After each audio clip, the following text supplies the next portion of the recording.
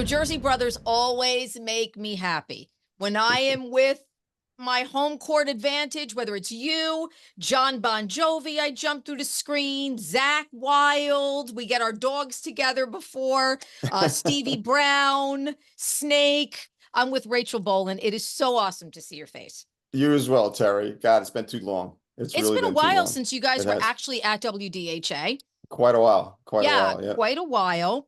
And all right, so where do I start? First of all, you're back in Jersey. I am. I am. We're living it right now. We're living out of the shore house in my hometown of Toms River.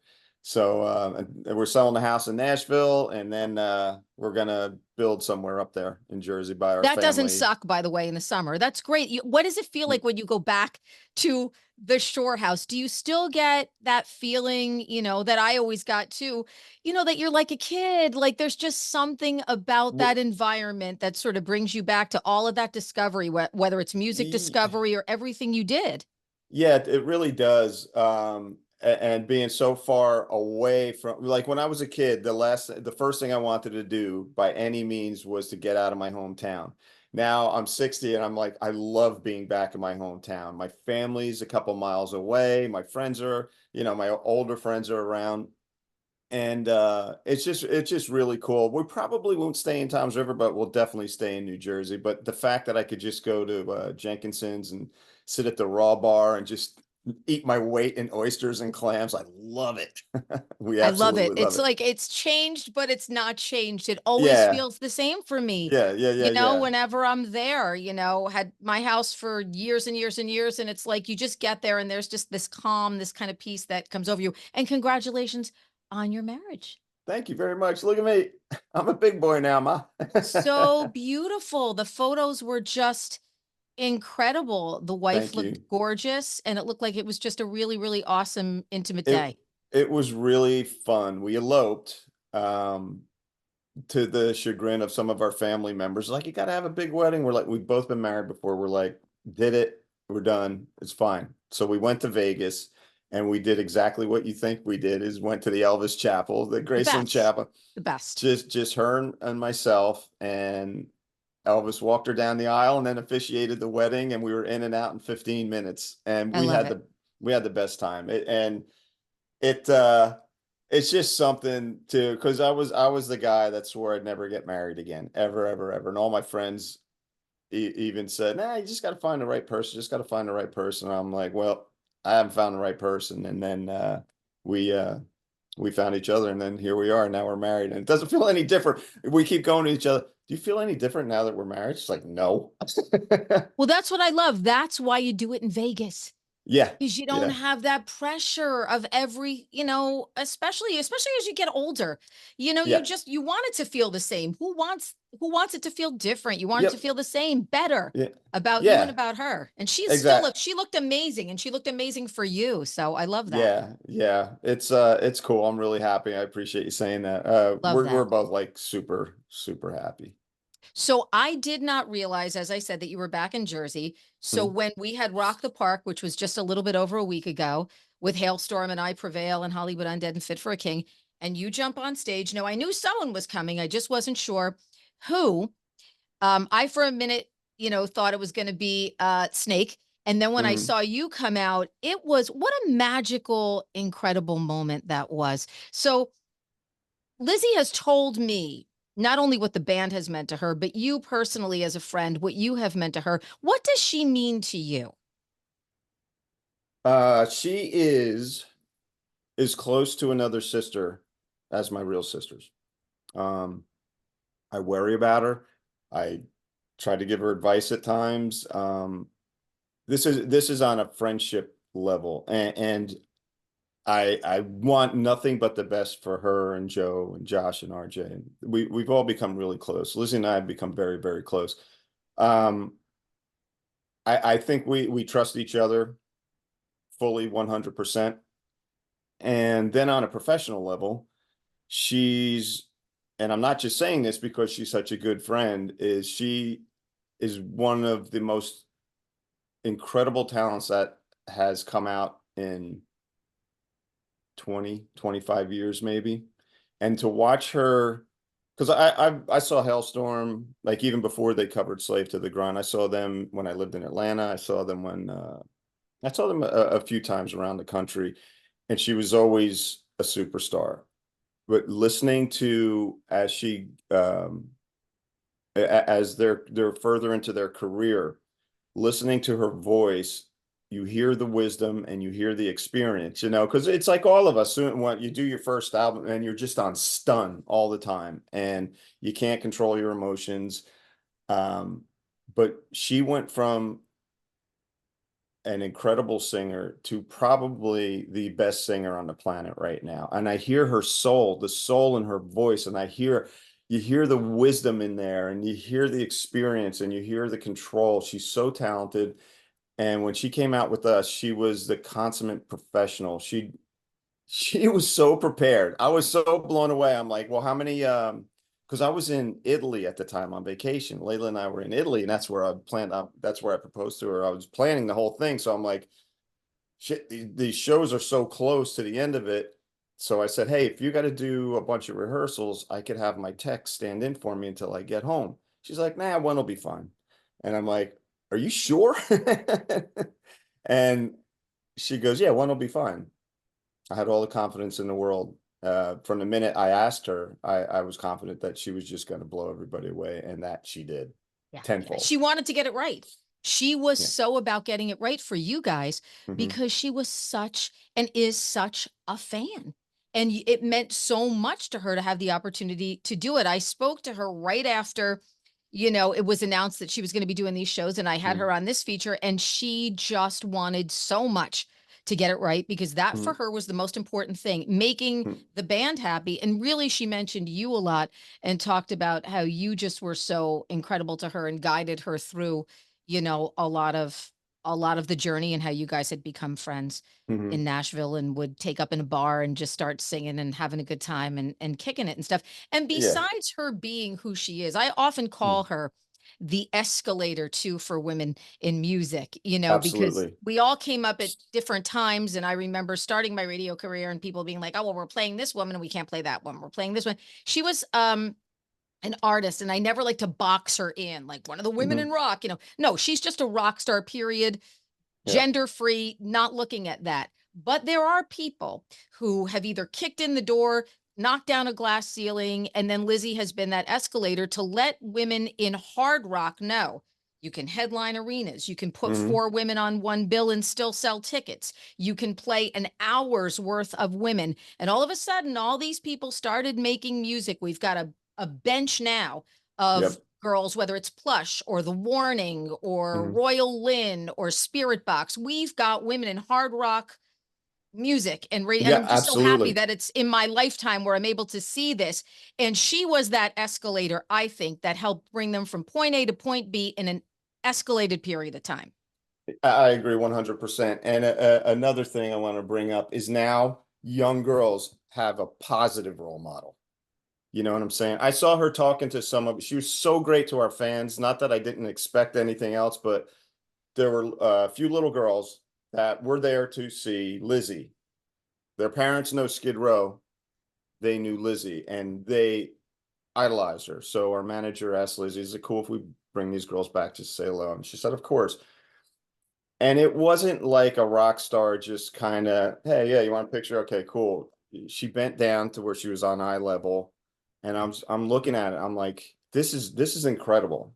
This is the way we should do it. This is the boilerplate for how entertainers of all types should treat people. You know what I'm saying? And the fact that young girls have someone positive to look up to, because man, let's face it, past 20 years, not so much, you know what I mean? And it meant so much to me to see that, to see how she treated people, not just because they were our fans or were at the show or whatever, because they were her fans, but just to see someone treat a fan with the respect that they treat her with. That's really important for us to do, all of us. Hmm? all of I us. agree. Yeah, she said to me, there's now tissues in the meet and greets because people get really emotional, and we're really happy because we've got multi-generations. She's seeing it on Yeah, this tour, she said, for the yeah. first time, where they're seeing their multi-generations of fans. And I think that Hmm. that's incredible and beautiful. And that place was packed, and it was just so awesome It really was. to see that. And it's a flip side though, because your fans too, in the beginning with her coming in, the Skid Row fans, that's kind of like that testosterone driven sausage fest of people. And Yeah. she had work to do as well. She had to come in and win over those fans. I thought it was incredible. And I love that you guys didn't really give a crap. You guys we're breaking down barriers. We want to get these shows done for the fans, which Yeah. I saw that was kind of your initiative here. We want to get Hmm. these shows done for fans. Let's Yeah. bring in Lzzy. She's a different person, a different vocalist from a different generation. I think she's going to slay it. She did.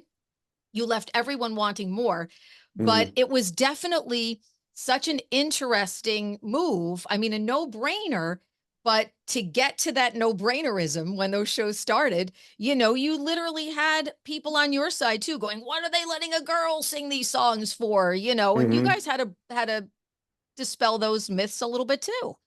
Yeah, I'm sure she told you how organically it started out. We were at Nick Raskulinec's. He produced their record. He produced our record. We were at his birthday party. I wasn't even supposed to be in Nashville. I was down here for more crap on the It was house to all get it you. ready. She said it was like so you like you just had this like bing bing bing bing. Yeah, that's funny. So I hadn't seen her, and we were talking to people. We kind of quick hello, hello, hello. I knew a bunch of people there, and I sat in the booth, and she scooted in next to me, and she always does. She puts her head on my shoulder. She's what's up, bro? What's up, buddy? And I'm like, hey, just I think it was the first thing out of my mouth. I was like, hey, I'm doing good, doing good. Hey, you want to do some shows with us? And I think it was even before I brought it up to the guys, and she just looked at me. She goes, "Let me call my manager. Let me Did see." it just pop That in your hell head? Did yeah, you just know I mean, obviously you know her talent level and you know the kind of person she is. Certainly when yeah. you're letting a person be a part of your band, which is what you do when you get on stage with Hmm. someone, you've got to know what kind of a person they are. You guys have learned that. Um, so did you just have this idea? Like, you know what? I think Lzzy Um, would be an ass kicker. I had it from when we knew Eric wasn't going to do the dates. And I was like, Lzzy, as far as singers go, like I was saying, the first singer that always pops into my head is Lzzy. Um, if you say, who's the best singer today? Lzzy Hale. Who's your favorite singer these days? Lzzy Hale. It's automatic. So I was thinking about it and then ran into her there and I was like, well, I'm going to ask her. Good for And you. she was like, hell yeah. She goes, let me just check to make sure our schedule's open. I go, I get it. If you can't do it, no sweat. It's no pressure. I'm No, just she was gonna asking. do it. She was Yeah. psyched when you asked her. I mean, she Yeah. was just super psyched when you asked her. And those shows were bangers. Here's the thing Yeah. then. The same people that were saying, "Oh, there's a girl in the band." Then everybody was saying, "Now there's only 4 shows. Are there going to be more shows?" So, Yeah. and she's always been open to doing more, if Yeah. possible. She Yeah. said. We would love to have her do more. We would love to have her do both bands. Obviously, they're super busy, Hailstorm. They have the rest of this year. Then they have to complete that album, the album that they're working on. Then they have a lot of stuff for next year. So, can she do more shows? I don't know. Not for a while, but And in you the guys have a meantime, band. I mean, look, you have a yeah, band that you have kept going. yeah, The thing I've always admired about you guys is you guys have never had the rearview mirror in the past. You've always been a band that's been committed to moving forward. You've always said that we're moving absolutely. forward. This is what we're doing. This is the band that we are. I thought the last record, 2022's The Gang's All Here, was a dynamite record. Thank you, thank you. I'm Super, really proud of super that great. record. That made my top 10 of the year. I mean, that was just a banger record, some super solid songs on it. You're not only the bass player, but you're a primary, songwriter in the band. So you've got a band that's gotta stay together. So Yeah, I've heard obviously through the grapevine that you guys are kind of open-minded and have some people maybe on the radar a little bit here and there. we do. We have 4 or 5 guys on the radar and one girl. woman on the radar that we are planning on auditioning. We also have some famous friends that want to do exactly what Lzzy did. Hey man, let me come in and do a few shows, you know? I can't tell you. Okay. All right. But I That was love your that. next I love question. the options that are there. Yeah, yeah, yeah, you know, and I could say this with confidence that there won't be a Skid Row show before 2025 because it's just too far into the year. If we were going to book, we'd, you know, nowadays they start promoting the shortest time is about 6 to 8 months. So we're almost in, we're out of that window. But in September we carved out um, a couple weeks to start auditioning guys, and we got Ooh, we got dudes from all over the world that want to come in and try out. So as well as, like I said, a few famous friends that want to get together and jam and see if it works, you know? I love that. I love that. Yeah. Now, are you guys working on a live record? Is there a live record coming? The live record's done. It's coming out in September. Uh, September for the live record. Yeah, yes, I remember hearing that you guys were working on and getting a yeah, live record together. So we've got September for that. Oh, that's w exciting too. with a DVD, accompanied with a DVD, and it was recorded live in London, at the what? I forget the place it was recorded at. But anyway, it was, you know, London's always been a really special place for us.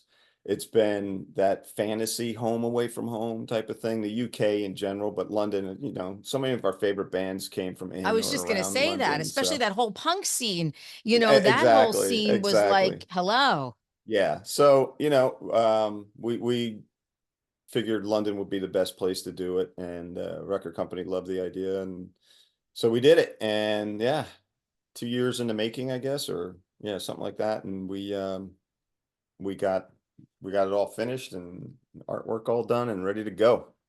I always think of Skid Row too. There's just so much history behind the band. I mean, there's just, I look at when you guys were on, was it the Pump Tour with Aerosmith when you guys were out with Aerosmith?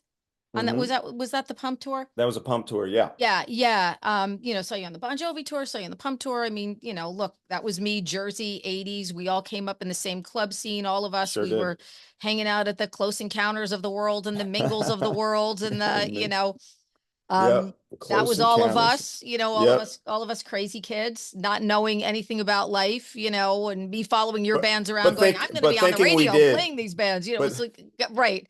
yeah, we didn't It's know funny anything, but thought we knew everything. when I had Snake on this, we were talking back and forth, and I said, imagine if your kids did what we did, as kids, on Yeah. that corridor. I call it the Jersey Sunset Strip there. And he's like, oh, I could never imagine that. And then I literally looked at him and I was like, we were bad kids. I think we were bad kids. We were horrible kids. We were horrible kids. Oh my I really gosh. think that we are. But when I look at all of that history that you have, I mean, there's just so much incredible history Yeah, behind Skid Row. Do you look back at that sometimes and be like, damn?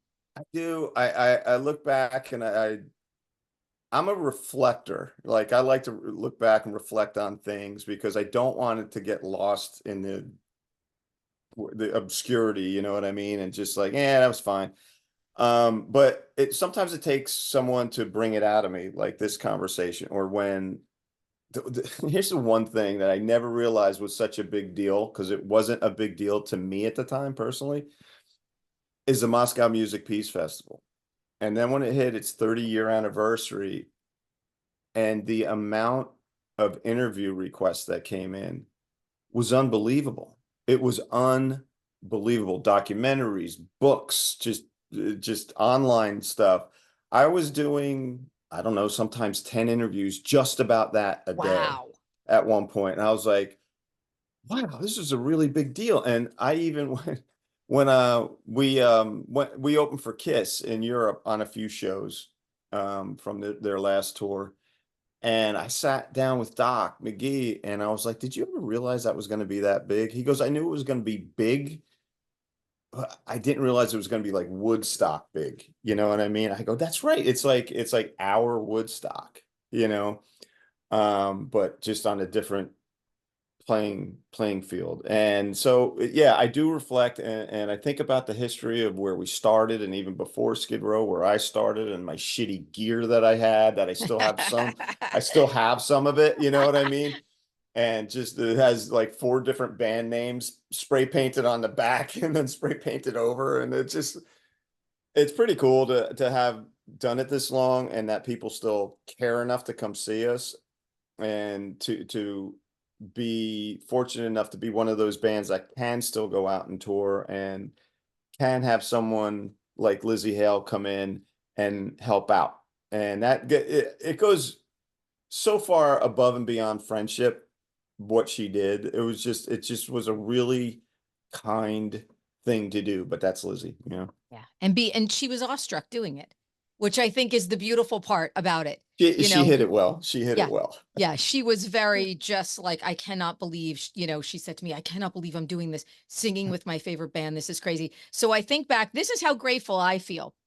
I think back to seeing you guys walking around the playpen The in playpen, holy shit. I forgot about that playpen. and now me and you are connecting and talking about all of this great stuff, still doing what we do, still being successful at it. And you know what? I think that that's what it's all about. That's what life's all about. So I was so excited talking to you today.